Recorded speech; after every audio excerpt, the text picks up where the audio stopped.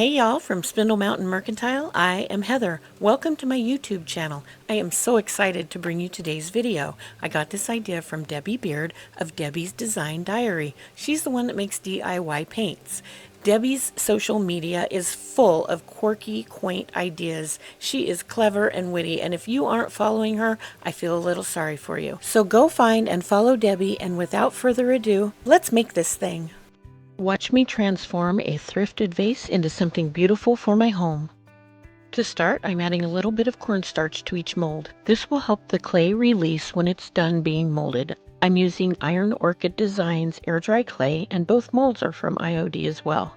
The one that looks like a woman's face is named Persephone. The one with all the flowers is called Felicite. These molds are a little bit thicker than our normal ones, which gives the molds a little bit more three-dimensional value.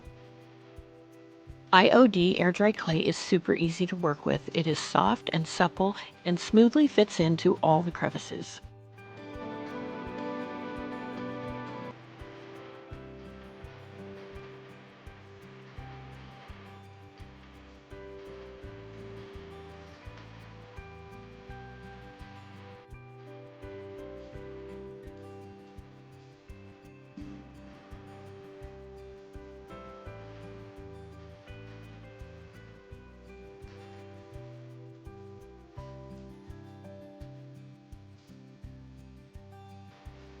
I want to remind you the reason I started this channel was because I want to give other people who think they aren't creative or maybe aren't perfect hope.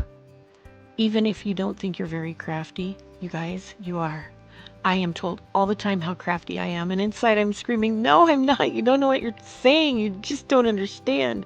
You guys, you just have to do it. You just have to make the thing. And here's why I'm telling you this, is because you get to see my first big mistake. But I messed up her nose. I just didn't push down enough. I thought maybe I could fix it. Nope. Oh, there she goes.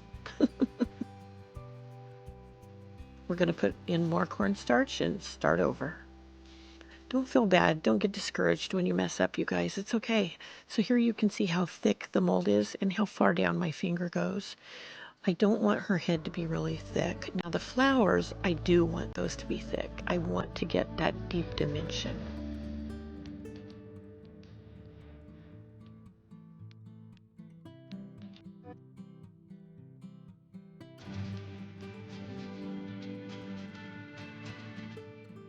Sometimes you might have a little bit of imperfections in your clay, and that's okay. I just use a little bit of water and a spatula. This spatula is probably from Dollar Tree. It's a clay spatula made specifically for this purpose. After I squeeze a good amount of glue on, I go over it with a paintbrush just to make sure it's everywhere and that it's not really thick. The glue I use, I buy from Amazon, although you can get it at hardware stores. It's called Quick and Thick, and it's made by Titebond. In the description, I will add links to everything I used in this video. Anything you buy from Amazon using my link, I will get a small compensation from them. Once I have the mold exactly in position, I put my hand over the entire mold and I gently press down. I don't want to mess up any of the design made from the mold, but I need to make sure there's no air bubbles under the mold. Now I don't do this with all the molds I make. Like if they're small, there's really no need to do this. With this Persephone mold, I like to do this because it's just such a huge surface. So I smush it down all around in the middle, and then I go around the sides and I just press down the sides gently. And for any glue that comes out the sides, I simply wipe it up with a wet paper towel.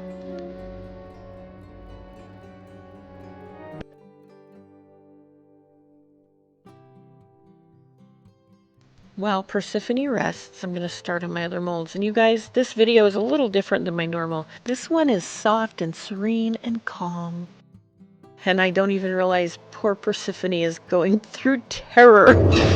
What you are watching is sped up 10 times. So when this happened, it was like literally slow motion. I had no idea what was happening. I'm like, ooh la la la, let's make some molds. And I look over all of a sudden, I'm like, oh my goodness, Persephone, are you okay? Who would do this to you? Oh, it's making me nervous watching this when I'm doing the voiceover because I didn't know if she'd make it, but Whew, she's good. She's good. Now, I did think about going and cleaning off all that glue, but the technique I'm going to use, I think at this point it's actually going to make it a little bit better because I want it to not be smooth. In the design, right there on her hairline is like a little headband.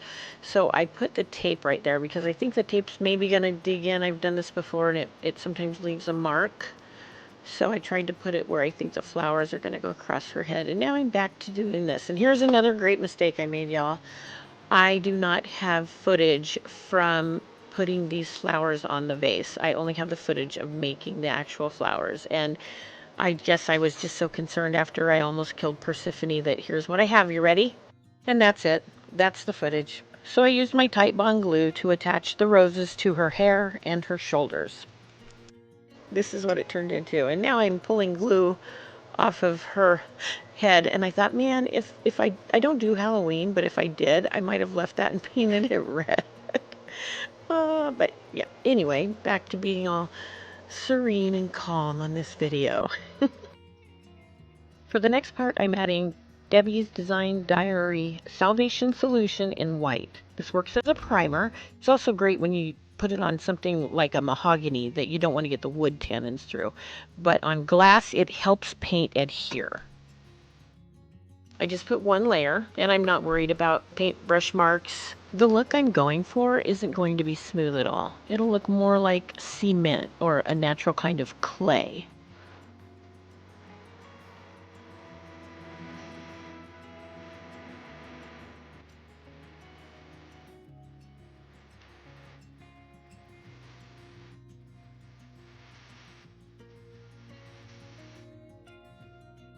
For the next step, I'm using a product called Salt Wash. I'm mixing it with Debi's Design Diary chalk paint in crinoline. Salt wash is made out of sea salt, so it dries pretty quickly. It's used to give a texture or a natural wood-worn look to almost any surface, and it can adhere to almost any surface and be used in almost any kind of paint. You can put a little or a lot depending on what you want. And I tried to make just a small amount of this. I didn't use a lot, y'all. I had so much left over. You guys are going to get more videos with more vases. I think I made 2 other vases and then a picture frame. I put it on with a brush I don't care a lot about that has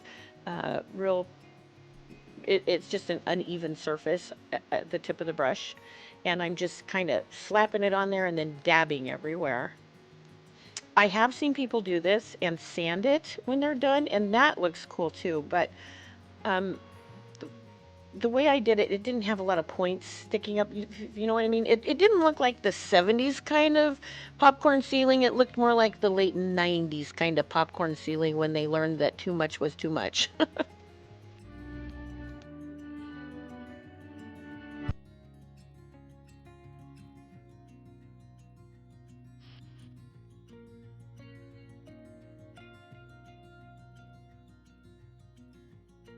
Right before this, I used this Debi's DIY clear wax and I put it over the entire surface. And then I'm putting Dark and Decrepit over that. I did let the clear wax dry overnight. So for the Dark and Decrepit, I first put some around her, the roses on her hairline to see if I liked it. And it worked, so that's good. But I would advise, if you're going to do a test section, put it where you won't see it when you're looking at it at the front. Because if you don't like it, you're going to have to redo the whole front. So I like it, yay. Now I'm just going to use this Perfectionist brush, which is the best brush I've literally ever owned. I bought it from Heather at Create Your Own Cozy, and I'll leave a link to her website so you can buy your own. The Perfectionist brush has a pointed end, but it's a gradual point, so you can use it to get in lots of crooks and crevices. Dark and Decrepit is a liquid patina from Debi's Design Diary. Everything Debi makes is highly pigmented, so a little bit goes a long way.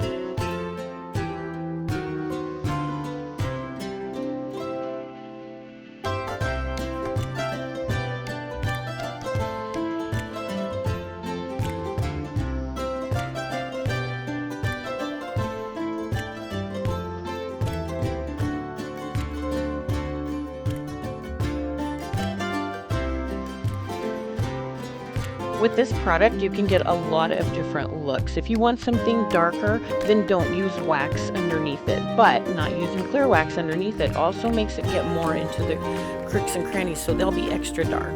If you want the whole surface to be dark, then you can put the dark and decrepit on and let it dry. I wanted kind of a mix of in between. So I put it on with a heavy hand, letting it get into all those crooks and crannies, and then I wiped it off fairly quickly with a wet paper towel. For those of you I had in mind when I started this channel, if you think you aren't crafty or creative, you need to know when I finished this vase, I was stunned. It is breathtaking and I can't believe I made it. And you know what? You can make it too.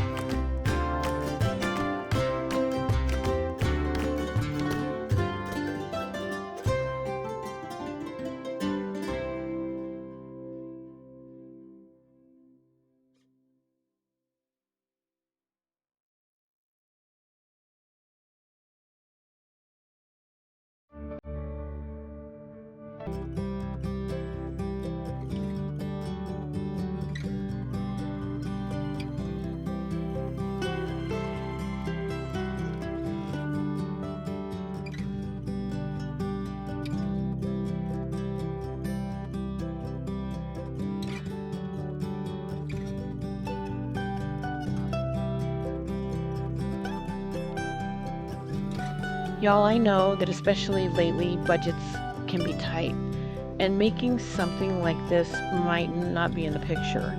But if you want to learn how to make some of the things that I make on my channel for a lower cost, go ahead and become a subscriber and hit your notification bell so that you will always know when I have a new idea. Because within the next couple of weeks, I'm starting a new playlist, and it's going to be dupes. Now, I'm not going to Kirkland's or Anthropology like some of the other YouTubers that have those awesome dupe channels. I'm going to me. I'm going to find things I have made, and we're going to see how we can make them for a lot less. I'm not saying they'll be exact dupes, but they're going to have the same idea behind them and the same feel. And hopefully part of that feel is the feels it will give you when you create something you didn't think you could do. I hope you can find the joy in creating your own stuff, and I hope you go out and make that stuff now. Until I see you next time, I hope you have a wonderful week, and as always, I hope you are blessed. Bye.